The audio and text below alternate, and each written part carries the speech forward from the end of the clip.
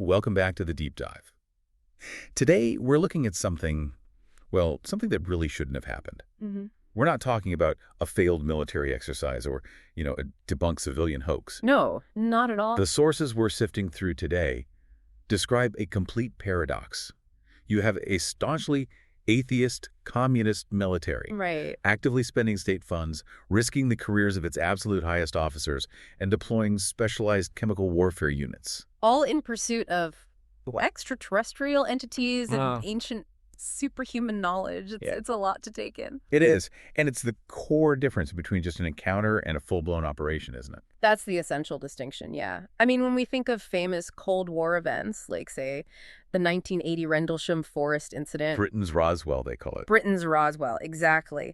We're talking about a series of fleeting sightings, a brief flash of lights in the trees seen by U.S. military personnel. It was a passive event, a reaction. Completely passive. It was a reaction to an external phenomenon. But the Bulgarian events we're diving into today, well, the sources call them the Bulgarian forest incidents collectively. Yeah. This was something else entirely. Oh, a whole different animal. These were state-sanctioned, sustained, multi-year operations. Using massive budgets, heavy engineering equipment, specialized troops. The goal wasn't to chase lights in the sky.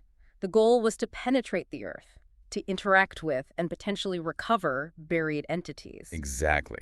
Our sources detailed two separate operations. They're linked, though, structurally and even spiritually. And they happened under the dense canopies of the Stranza Mountains and then later in the wooded hills near Tsarichina. This wasn't a reaction to confuse civilians. This was direct, centralized government intervention. Using the Ministry of Defense, the General Staff, and, crucially, the fearsome state security, the Darzavna Sigurnost. And they were all signing off on what was basically high-stakes, esoteric archaeology. It's incredible. So our goal today is to give you the clearest path through all these complex sources, to give you a complete picture of this obscure, paradoxical, and frankly, historically unprecedented piece of Cold War history. And the details of these two events often get confused, so it's good to lay them out clearly from the start. Okay, let's do that. Event number one.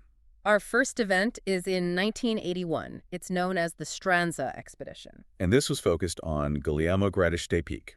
Right. And officially it was labeled a cultural initiative. That was to, bypass the usual military red tape. But its real target, based entirely on psychic guidance, was the so-called Bastet tomb. And they believed this was an ancient archive of human history, allegedly deposited by extraterrestrial messengers something like 4,000 years ago. Just incredible. And then nearly a decade later. The scale and the official designation just escalate dramatically. This is Operation Sunray, running from 1990 to 1992 in the village of Tsarichina. And this was a full-blown, undisputed military engineering operation. Complete with combat troops, chemical defense units. And their target was identified, again, psychically, as the first human. Or, even more chillingly, the yellow monkey. Which is referred to in the sources by its diminutive Majman. Okay, let's unpack this enormous paradox. You've got the Bulgarian Communist Party, a highly centralized Marxist-Leninist regime obsessed with atheistic doctrine and military control. How, then, did the Ministry of Defense and the General Staff end up sinking millions into operations to dig for alien progenitors and Thracian cat goddesses, guided by a blind, elderly mystic? And that question, that's the key. It takes us directly into the truly unique geopolitical climate of late socialist Bulgaria. To even understand how that was possible, we first have to kind of discard the idea that Bulgaria was this monolithic Soviet state. Exactly. That it was entirely controlled by Moscow's dogmatic atheism. For a brief but absolutely crucial period, Bulgaria managed to maintain this very specific and highly protected zone for esoteric research. A zone that was completely absent in other Soviet satellite nations. Completely. It was unique to them. And this exemption, this philosophical firewall, it was the direct result of one incredibly powerful individual. Yes. We are talking about Lyudmila Zhivkova. The daughter of the dictator Todor Zhivkov. That gave her immediate political immunity. It gave her total immunity. She served as the Minister of Culture, but she was essentially running an occult state within a communist state. Her passion was far outside of typical cultural policy. Oh, way outside. Our sources highlight that she was a fervent devotee of Eastern mysticism, particularly Agni Yoga and Theosophy. For listeners who might not be familiar, what exactly is Agni Yoga? It's a specific spiritual teaching that Yeah. it blends Eastern philosophical tradition with Western esoteric concepts. It focuses on cosmic fire, spiritual evolution, and cooperation with a hierarchy of ascended masters. So this wasn't just, harmless meditation. Not at all. This was a belief system that was actively seeking superhuman intervention. And her core conviction, the driving force behind that first 1981 operation, was that Bulgaria was, by divine right or ancient placement, a spiritual vortex. A focal point for ancient superhuman knowledge that was just waiting to be rediscovered. She really believed that uncovering this esoteric history would elevate Bulgaria's global status. Far beyond its industrial or political standing, yeah. And here is the key political insight, isn't it? Zivkova's inner circle, this cultural heritage service. It operated with official immunity from the state security apparatus. From the Darzavna Sigurnost. The very people who were supposed to be violently persecuting occult practices and enforcing atheism. It's a massive internal contradiction. An existential threat to the official state ideology. The dictator's daughter was channeling state funds into researching the exact supernatural forces the regime was dedicated to suppressing. And that immunity is what made the Stranza incident possible. Absolutely. If Zivkova was the political engine that funded this, then the spiritual compass that gave it direction It was definitely Baba Vanga. Vangelia Pandeva Gushtarova, known simply as Baba Vanga. She is the central, immovable pivot connecting both of these incidents. Despite the entire official state apparatus being dedicated to communist atheism, Vanga was basically the de facto oracle for the entire Bulgarian elite. And she functioned with open political protection. She lived in the volcanic crater of Rupite, which just added to her mystique, It gave her pronouncements and almost geological authority. It did. And the sources confirm the scope of her influence. The Politburo didn't just passively tolerate her. No, they privately consulted her on everything. Everything. From the personal health of the leader to future geopolitical outcomes, even decisions about resource allocation. She wasn't just offering advice, she was the primary remote censor for the state. Feeding them information that was taken as hard, undeniable fact. And this is the crucial concept you have to grasp to understand any of this. Yes. Vanga established this unprecedented precedent that psychic intelligence was treated as state intelligence. So when she declared a location held an alien archive or a proto-human entity, the military mobilized. They didn't send a geologist, they sent chemical troops and excavators. Without Zivkova's patronage, creating that protected space, and Vanga's legitimacy providing the intel, none of this could have happened. It couldn't have moved from theory to mass mobilization, no way. This context is what makes everything that follows not just bizarre, but a logical, if very dangerous, extension of a desperate political system. A system grasping for a transcendental lifeline. Okay, so let's move to the first major state intervention. The Stranza expedition in 1981. Conducted under the direct personal authorization of Lyudmila Zivkova. The setting itself is key. We are in the Stranza Mountains, a rugged, heavily forested range right on the Turkish border. And that detail, the location, is absolutely critical. This wasn't just a remote spot. No. This entire region was designated a first border zone. It was strictly controlled by the military, where unauthorized people faced explicit shoot-to-kill orders. So the fact that the military was ordered to suspend these protocols and provide support for a small team of cultural researchers, that just shows the level of top-down protection Zivkova provided. And the catalyst for the whole thing. I mean, the sources make it read like the opening of a movie. It really does. In January 1981, an unknown man arrives at Vanga's home in Rupit, Carrying a worn, ancient-looking map. Vanga was usually dismissive of people looking for gold, and she initially said the map was fake if he was looking for treasure. But then something changed. She immediately entered a trance state, sensing a deeper significance. She told her niece, Krasimira Stoyanova, to copy the map, immediately and meticulously. And what happened next is this moment of calculated mystery that just fuels all the speculation. The man, having delivered the map, was sent away by Vanga's attendants and was never seen or heard from again. He just vanished. Completely. So was he an intelligence courier delivering coded data? Or, as the more esoteric sources suggest, was he some kind of supernatural messenger? We don't know. The ambiguity of his disappearance is the foundational myth of the whole 1981 operation. So according to Stoyanova's accounts, Vanga went into a deeper trance and revealed the map's true purpose. And it wasn't gold. It led to a sarcophagus containing nothing less than the history of the world.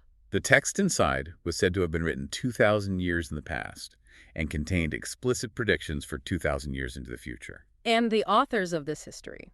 Vanga claimed the archive was deposited by 3 messengers. A direct, unambiguous reference to extraterrestrials. Who had visited Earth millennia ago and established this hidden record.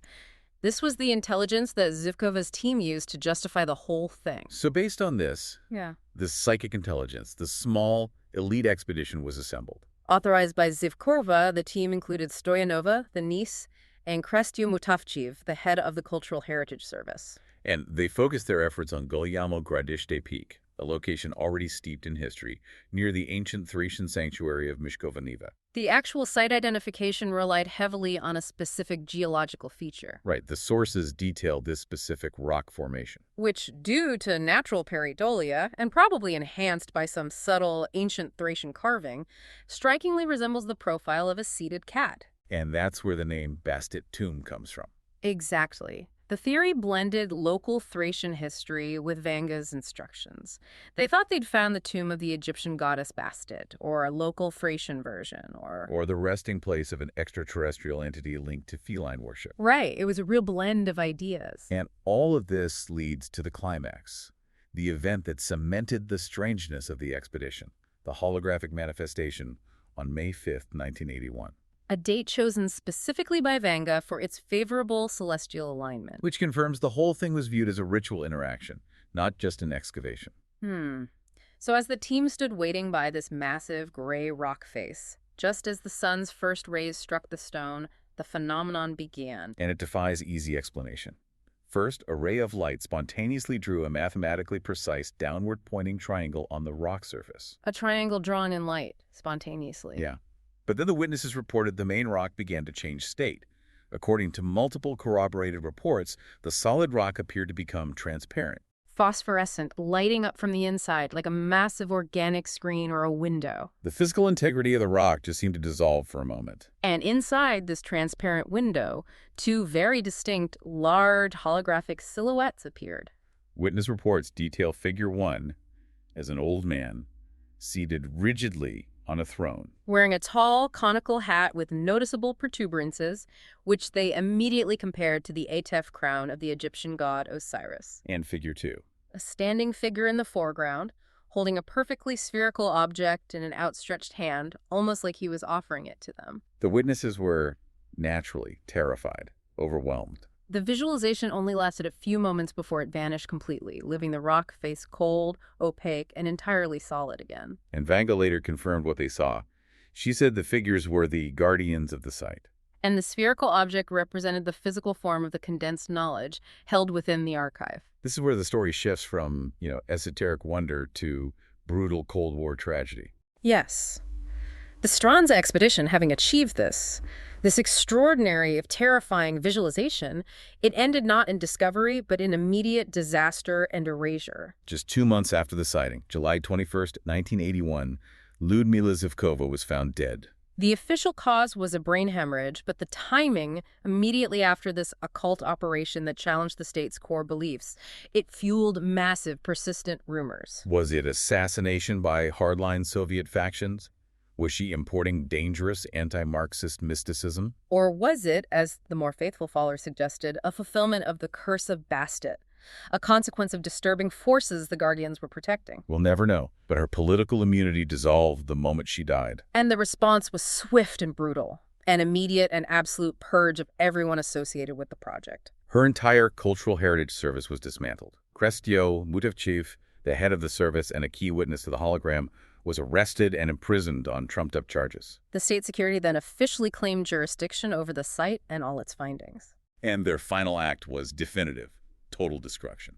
The military returned to Golyamo Gradishte, used heavy engineering tools to drill deep into the rock face. They detonated explosives, collapsed the cave entrance, and deliberately flooded the shafts with concrete and water. This wasn't preservation, it was erasure. burying the evidence under tons of rock and bureaucratic silence, creating a physical barrier that stands to this day. The Stranza incident ended in disaster, but the seeds of this state curiosity and desperation, they remained dormant for about a decade. Until Operation Sunray. This was a reaction to that initial failure, a desperate grab for national survival, and on a dramatically larger, purely military scale. Running from 1990 to 1992. And you have to remember the political context.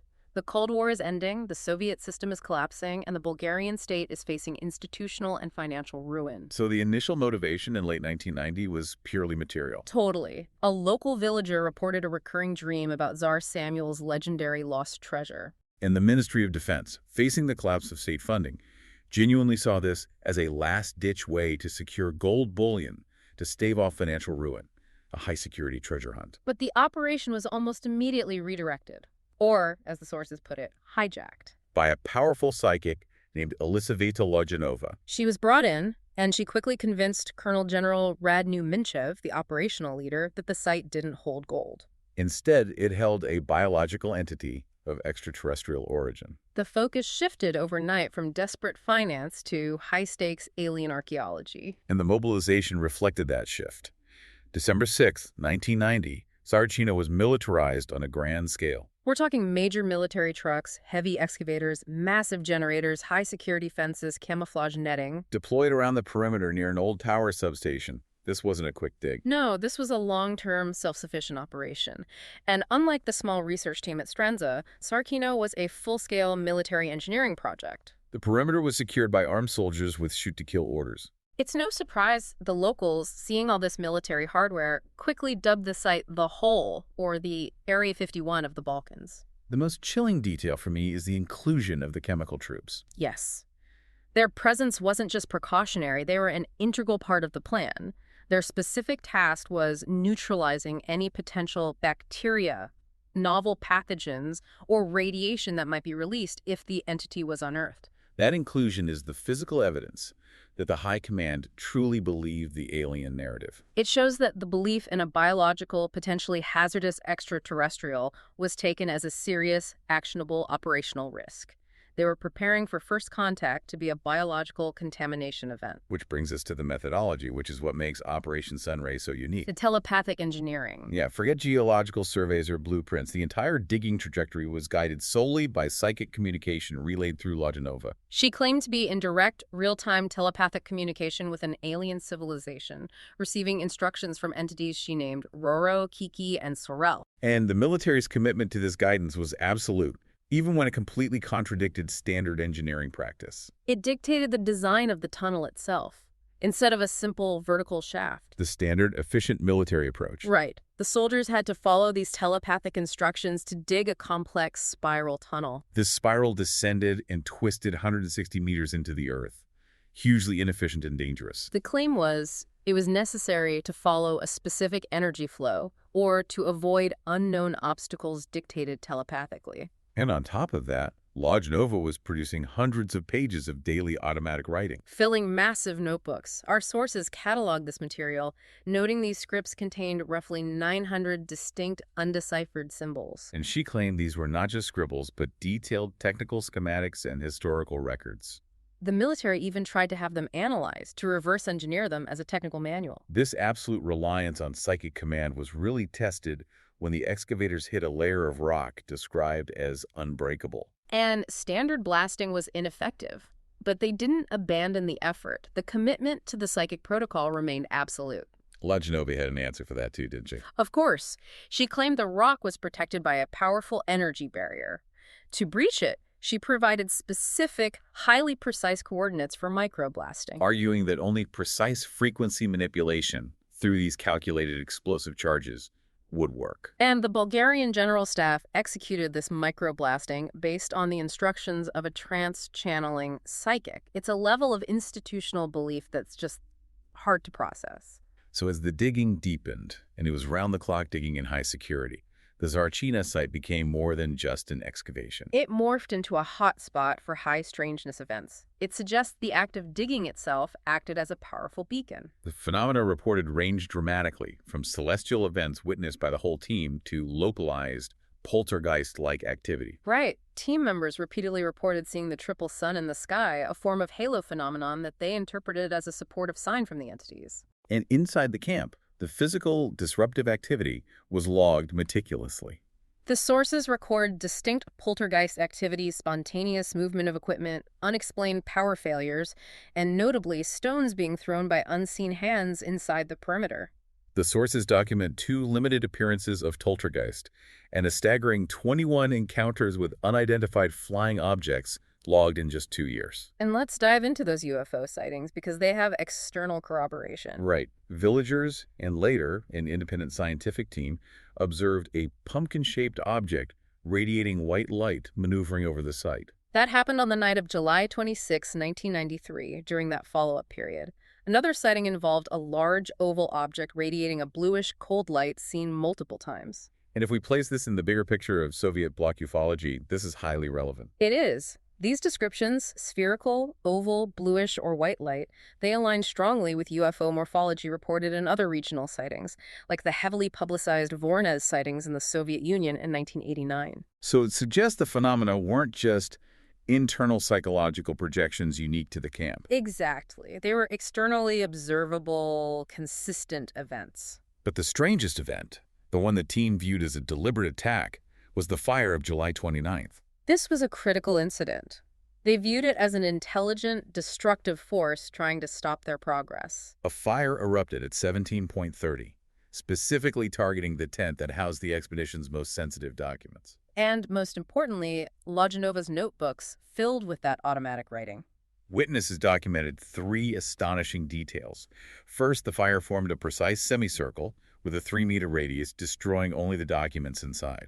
Second, a strong localized wind appeared only during the fire, fueling the flames directly toward the evidence. And third, despite the surrounding dry pine forest being highly flammable, the blaze was miraculously spared from spreading.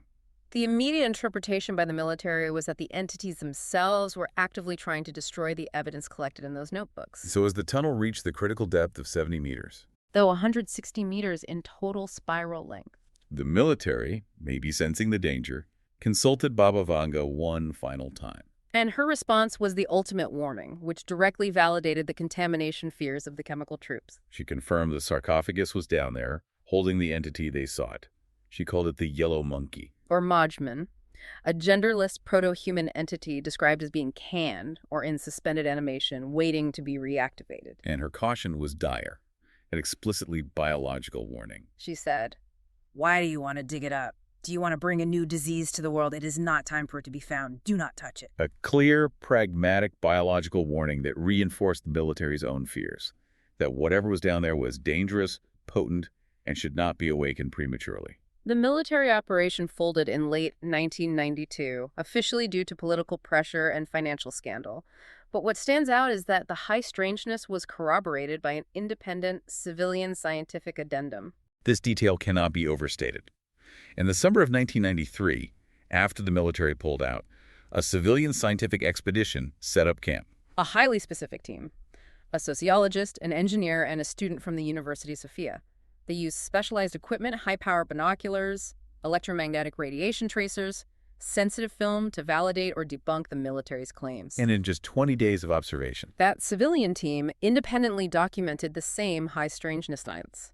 They confirmed seeing the triple sun, recorded the poltergeist activity, and meticulously documented 21 UFO sightings. And crucially, the sources detailed that one team member resigned due to severe psychological stress just 36 hours after witnessing a pumpkin-shaped UFO at close range. This corroboration is vital. It means the events were observable by independent researchers, not just the result of military groupthink or chain of command pressure.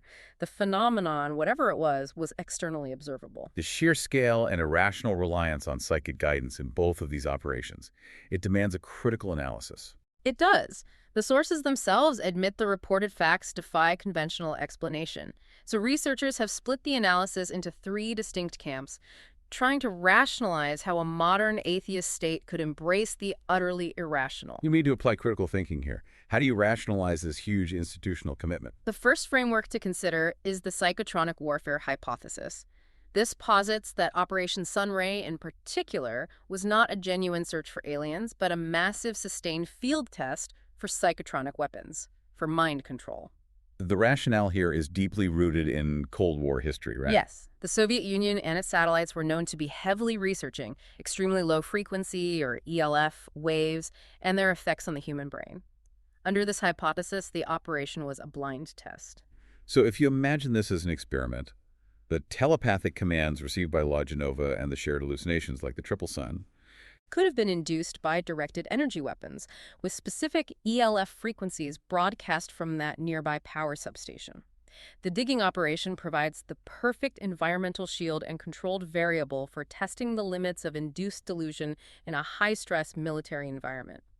in that view, the unbreakable wall and the alien script were the software, the narrative construct for this huge psychological experiment. And Loganova's script served as the daily briefing, testing the obedience of the general staff to increasingly nonsensical commands, proving the efficacy of the induced mental framework. Okay, the second prevailing framework is the sociogenic illness or mass hysteria hypothesis. This links the bizarre events directly to the timeline of political and social collapse engulfing Bulgaria at the time. The Tsarichina operation ran precisely from 1990 to 1992, during the collapse of the communist state. Right. And consider the subject group, the officer corps. They were facing immense, immediate psychological stress. The total loss of their status, their purpose, their pensions, their entire worldview was dissolving. It's the ultimate psychological pressure cooker. The sources suggest that the collective delusion of finding a national savior or ancient technology buried in the earth may have functioned as a collective coping mechanism for this institutional anxiety. So the belief in aliens, or an ancient archive,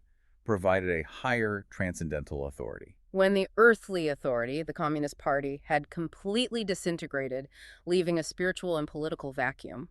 The third, and maybe the most challenging framework, is the genuine anomaly hypothesis. This asks us to suspend skepticism and focus purely on the physical evidence, suggesting an external physical phenomenon was genuinely occurring.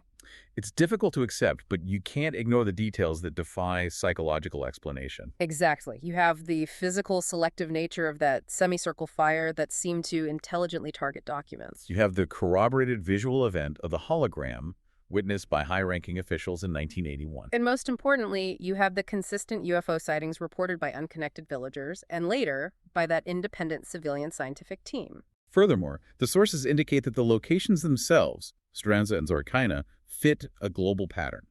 They share characteristics with other high strangeness zones worldwide, like Skinwalker Ranch in the U.S. or the Hoia Bashu Forest in Romania, where researchers theorize that intense geomagnetic anomalies might induce both visual phenomena and heightened psychic states.